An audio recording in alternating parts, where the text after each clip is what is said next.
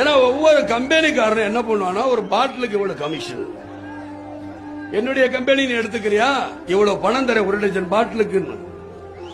கிட்டத்தட்ட ஒரு 5 லட்சம் ஒரு 10 லட்சம் பாட்டில் வாங்கினா எவ்வளவு கமிஷன் வரும்?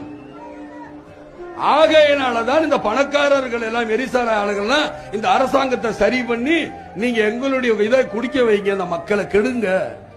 ஆனால் பழமொழி சொல்லுது, ஒரு மரத்து கல் எடுத்து சாப்பிடுங்க, 40 நாள் சாப்பிட்டா உடம்புக்கு நல்லதுங்கிறான். அத சொல்றாங்க.